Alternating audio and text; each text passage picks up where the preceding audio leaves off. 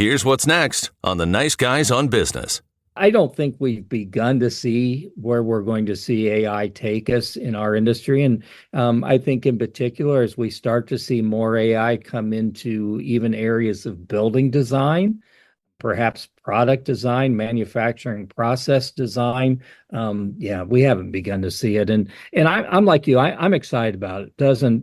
I realize anything can be used for evil. There is nothing out there since the start of man that couldn't be used for evil if you wanted to. When you decide to be something, you can be it. That's what they don't tell you in the church. When I was your age, they would say we could become cops or criminals. Today, what I'm saying is this. When you're facing the Nice Guys on Business, what's the difference? Go from where you are now to where you could be. Get expert tips to grow your business, to be more productive and more efficient, whether you're trying to build influence, grow your community, or make it rain. Best-selling author of Nice Guys Finish First, Doug Sandler, can lead the way. The Nice Guys on Business is produced by Turnkey Podcast Productions. Now, here's your host, Doug Sandler. All right, Nice Guy community. Now, today I'm really stoked to have Todd Miller with us. Todd is the president of Isaiah Industries, a family-run company that's been revolutionizing the roofing industry for over 40 years. Now, Nice Guy community, roofing may not be the most exciting thing in the world. Sorry, Todd, I'm hoping I'm not slamming your business here at all. But legacy is. Now, the company was founded by his father in 1980, and Todd has helped grow the company into an international leadership in specialty residential metal roofing. Again, you may not know the subject matter. It's almost irrelevant because it's really great to have a conversation with Todd. We're here to talk about Todd's vision, his leadership, and how that shaped his career in the future of Isaiah Industries. He's a podcast host, he's a business leader, and he's an all-around nice guy. I can already tell that about him. Welcome, Todd, to the podcast. Thank you so much, Doug. I'm looking forward to our conversation today, and I love what you're doing. So keep up the good work. Oh, wow. Okay. So now I've got a lot of pressure on me. Now I've heard keep up the good work, and I love what you're doing. It's going to be hard. You've had a podcast for how many years has your podcast been around? Oh, we started just about 3 years ago. We were a little bit late to the game, but being in the construction industry, one of the things that we recognize in our industry is we don't have a lot of younger folks joining our industry. I mean, it's, and a lot of times people blame that on, well, unemployment's real low. Everybody's looking for people. But even when unemployment was high, the construction industry was really struggling to attract people to our industry. So we kind of started the podcast about 3 years ago called Construction Disruption. And the whole point was to tell younger folks what is out there in construction and what some of the new and exciting technologies are, products, practices, all types of things, and try to get people a little bit more excited about our industry. And it's been a blast. I'll tell you, the end result has been I learned so much. Every time we have a different guest, I learn something new, and I absolutely love that. So it's been good.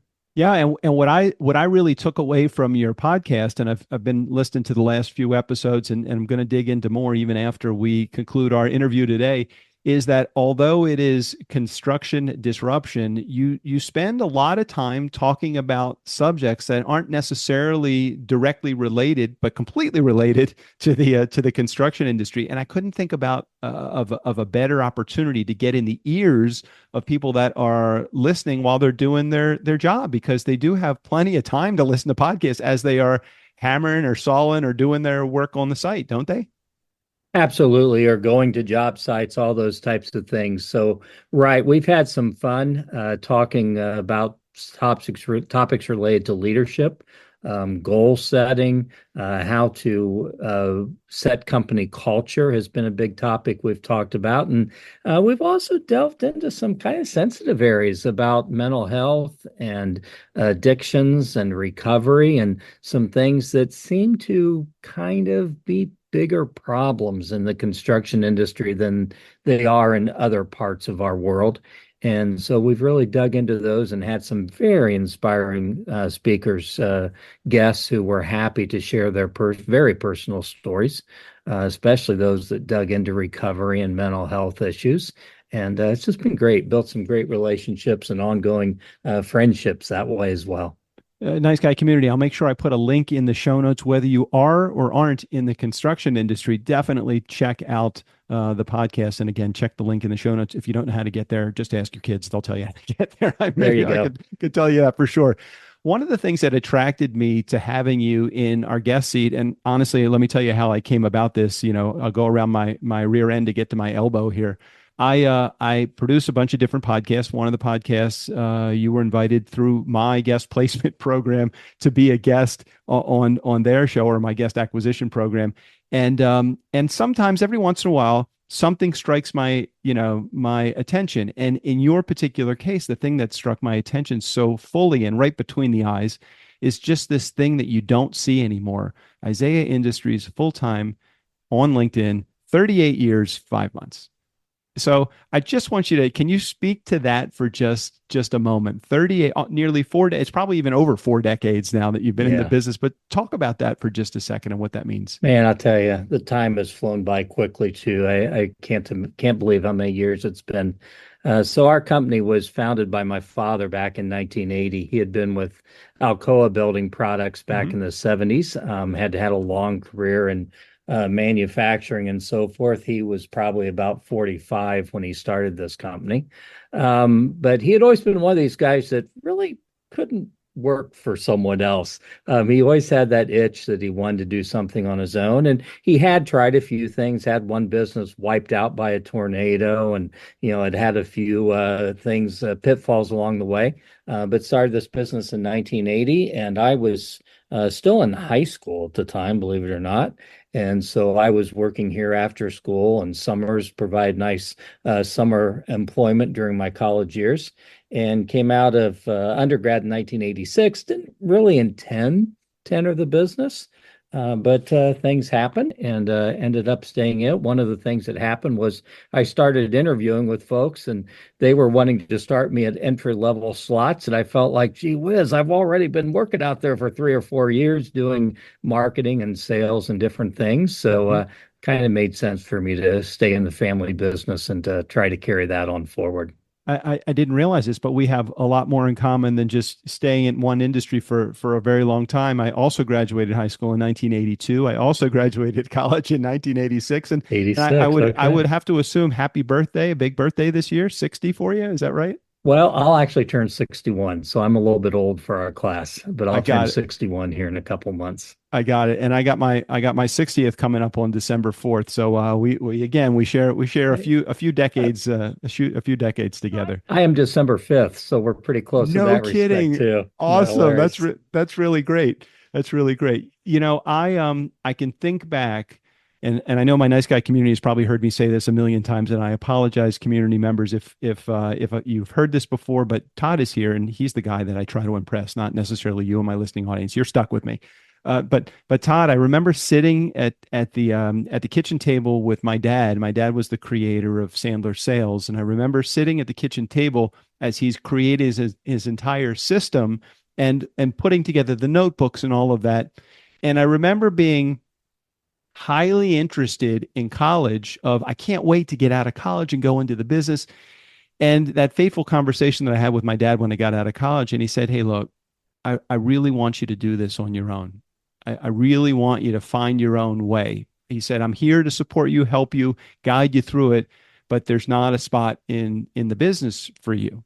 And I was, you could knock me over with a feather at that point. And sure. I think about guys like you that have been involved in as the legacy, the next generation, and the improvements you've probably made in the business. And I don't know which is better and which is worse. I just know there's differences between the two. Can you share a little bit about what it's like to work in not only just the shadow, but work in the boosting of your father's capable arms of running the company? Well, I'd be happy to. And of course, with your last name, I was going to ask if you somehow were related to Dave Sandler. Had no idea you were his son. So funny. I never met Dave. I actually was a franchisee for a few years of Sandler Sales. Kidding. Wow. Which is kind of crazy as well. But your father had sadly passed away before I came into the fold. But certainly, oh my golly, how much I've learned from his legacy and what he left behind. You So, and me both. And I talk to him every day. You know, it's he's not uh, here. We lost him in 1995, but he's not here. But I do thank the Lord above. I do have a chance to have conversation and counsel with him every single day of my life, and I do love having that. And I have the tapes that I can always go back to. So if you've ever heard Dougie on the tapes, that's me. oh my goodness, that's crazy. I had no idea. Fantastic. Well, yeah, no, it is something walking in your father's kind of, footsteps or shadow or whatever you want to call it. I was always really blessed. So my dad's background was engineering, and that is not my background. And so when I came into the business, we had some pretty strict, not strict, that's the wrong word, but defined silos that we worked in. Hmm. Dad was operations and engineering. I was marketing and sales. And then another gentleman who had been my best friend in my college years came into the business about the same time. And he was working in the finance and accounting side of things. So we had things pretty well siloed, which was kind of cool because it gave me a great deal of autonomy and responsibility really right out of the gate, kind of what I was talking about earlier. I never really had an entry level position where I Right. learned from anybody. But no, I mean, as you carry on a business that was started by your father, yeah, that's a pretty heavy mantle. And I have to imagine that for some folks, it can even be a little bit, I don't know what the word is, but all encumbering or something. But you certainly don't want to screw up what your father started, that's for sure. But it doesn't seem like because you all worked in your let's call it your zones of genius. Your dad was in the details and the engineering, and you in the marketing and sales support, and the other person in their zone of genius. You really did have a unique responsibility rather than just being the pencil carrier for your dad. That had to play a positive role in you adding on it, to the business and to the revenue bottom line. And my dad was always great. I mean, he didn't have to give me the respect and the responsibility that he did, just as a kid out of undergrad moving into the business. But he always gave me a great deal of autonomy and respect, and let me do what I felt was best. Sometimes I screwed up. Sometimes we all screw up, don't we? Yeah. But no, he was fantastic in that respect, and he actually passed away too young, not quite as young as your own father, but he also passed away awfully young, and yeah, miss him every day, that's for sure. When you look at the team that not only your dad has put together, but you've put together as well, I'm sure, knowing most companies that are legacy companies where a child is taking over the role of the parent, you oftentimes will have employees that have been with the company for that long as well. Is that the case with Isaiah? We do, yeah. No, one of our longest term employees actually has been here longer than I have. He started right when Dad started the business, probably in about 1981. He is set to retire next year, so that is a huge amount of tribal knowledge and Hmm. skill and so forth that we'll be losing. But yeah, we've been blessed. We probably at this point, he probably is the only other team member we have that's been here longer than me. But we have several that are very similar tenured to what I am.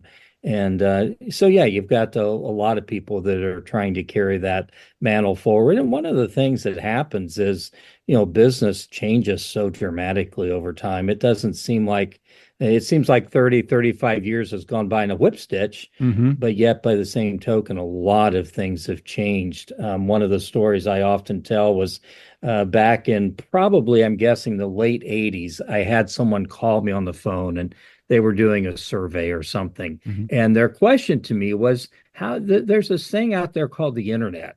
How do you think that's going to impact your business? And my response was, we manufacture building materials. I sell to contractors. They put it on people's houses. I don't see how the internet's ever going to impact me.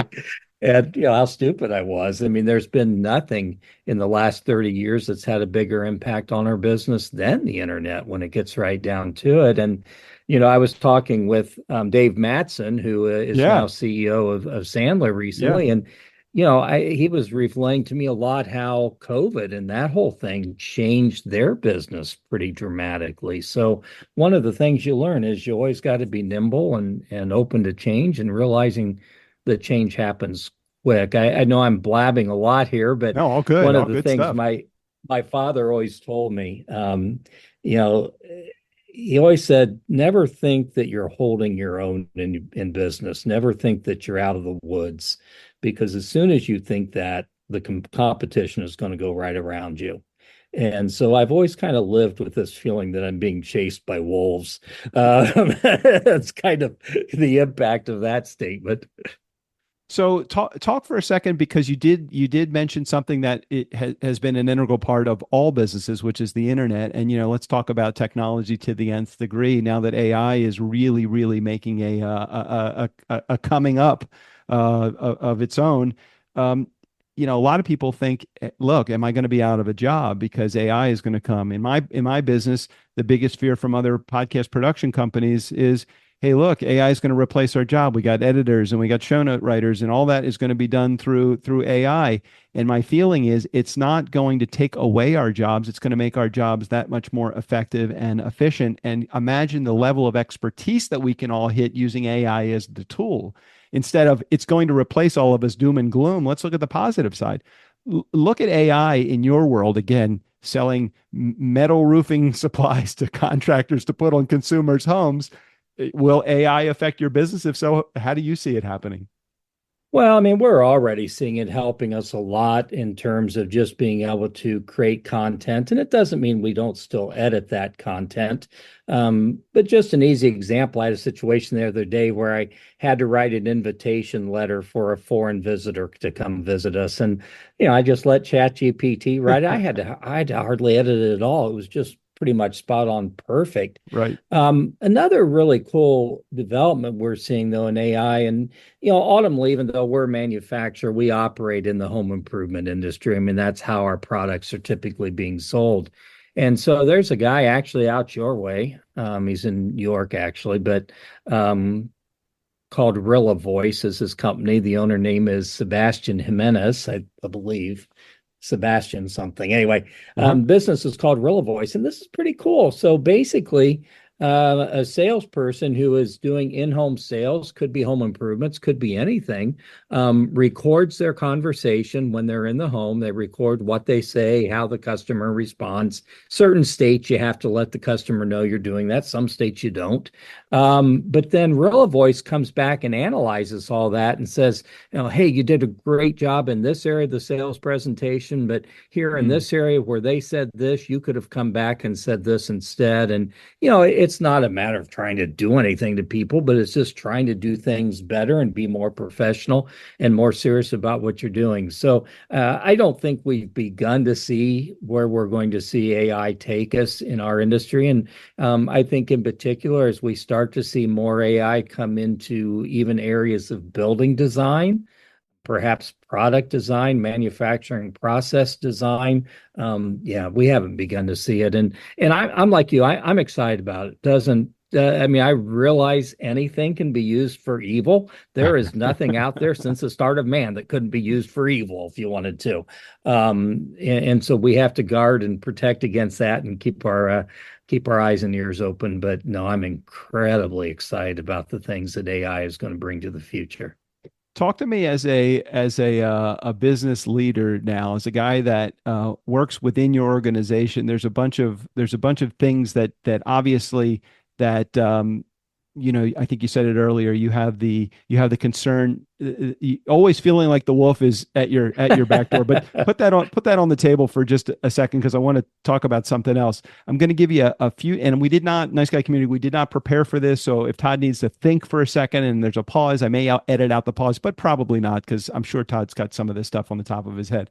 I'm going to ask you a few questions just about things, if you could change them, you would change them. So these are 3 D words that I'm going to ask you. The first word is, what in your life would you want to delete as it relates to your business right now? Something in your life that you could delete in your business?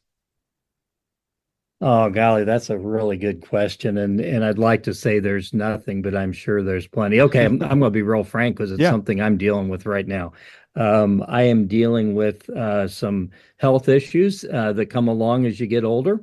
I wish I could delete those suckers, All that's for right. sure, because I do not feel like the energy of a guy that should be having health problems. Understood. So Understood. yeah, Well, that's a big one oh, actually. okay. And lots of positive prayers for you in Thank you. whatever you're working on, and our community will have a little prayer vigil to make sure that you can help you Thank overcome you. those collectively. All right. So that was the D. That was delete. Another D. What would you like to delegate right now that you take on as a responsibility in your life that you're like, I got to get this off my plate? What did you want? What do you want to delegate? Yeah, this is going to sound a little bit crazy, but I think this is an area that AI is going to play a role as well. I am, and I do want to delegate this, but yet it's hard for me. I do all my own personal communication. People get emails from me and they think, well, that's got to be some sort of canned email or something. It's not.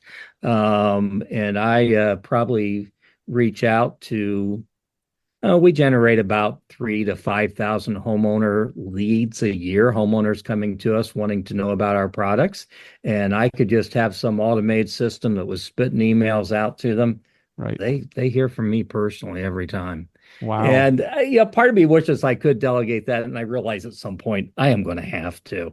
But by the same token, it's part of what I love. I love it when someone responds back and they say, Todd, I've got this problem going on with my house, and you know, I've been blessed to spend so many years in this industry that there's very few problems someone can bring me that I can't either point them in the right direction or out and out fix it for them. Well, it sounds like that's in your zone of genius. It sounds like it's something that it easily comes to you, and it's a gift that you like to be able to share with someone. So I don't know that you necessarily have to delegate that. Maybe there's some sort of inbound marketing company that could help you with inbound leads and just organize them, capitalize on them, and maybe just manage them for you. And you probably have a really good CRM anyway. So all of that being said, Sure. it may be something you want to delegate. All right, so we've got the delete, we've got the delegate, and the last one. Give me one of the dreams that you want to accomplish in the next 12 months, if you could. If you got to stick your neck out and say, I'm really going to go after this dream, what would the dream be? Sure. Yeah. So I'm involved in a local church ministry, satellite of my home church, that serves a what we call downtown population. So we deal with a lot of folks who are kind of marginalized from society, a number of folks who are in recovery, a number of folks who are homeless. My dream would be to see that ministry really flourish and see more folks get involved in it who aren't necessarily part of that community, but they Hmm. just want to be a part of loving on those folks. And what I find is those folks from that downtown community, as I call it, are so incredibly loving, and just incredible toward me and my wife. And I want more people to experience what that sort of love is like, because in general culture, we don't get a whole lot of love out there anymore. Yeah. I don't have a lot of people who are in my life who just come up and want to give me a hug every time they see me. But yet, yeah, when I go to church with these folks, that's what I've got. So yeah, my dream is that more people experience that. That is great, and I don't know if that is a association or nonprofit that is looking for people, looking for money. If there's anything that you have that you can share with our community, and I'll put a link in the show notes if there is anything. Nice Guy Community, feel free, Todd, to share that, and we can throw that in the show notes as well, so somebody could take advantage of the love that you are sharing right there. That's a great one. Well, the best way for anyone to follow it is we have a Facebook page for it called Community of Hope of Sydney, Ohio. And that's probably the best way for folks to kind of follow what we're doing there. That is great. All right. Well, we'll put a link in the show notes for the Community of Hope City, City of Ohio. Is that what it's called? Sydney, Ohio, Sydney, Ohio. Sidney. I'll get a link from you before we disconnect today to make sure that we put that in the show notes as well. Sounds good. Todd, this has been a really great conversation. Is there anything that I should be asking you that I'm not? I know we covered a lot of stuff, but I feel like there's still so much that we should be talking about. Maybe we should be continuing this conversation on your podcast. I think that is the plan. That is in the works. In about 5 weeks, you're going to be on our show, and I look forward to that. That'll be great conversation. And no, we covered a lot of ground, and this has been fun. Had no idea it was going to be this fun when we started out today. So thank you. That's good. That's good. My pleasure, Todd. All right, Nice Guy community, never underestimate the power of nice. Again, special thanks to Todd Miller. All of his information, including access to his Facebook page, we'll put that in the link in the show notes. The website is LinkedIn. And we might throw in there some other fun information for you to check out as well. Steve O'Brien, go ahead and take us out of here. Thanks for listening to the Nice Guys on Business. Please go to patreon.com/niceguys. And for as little as $1 a month, you can help support this show. You remember that thing down in Panama, right? Come on. You owe them.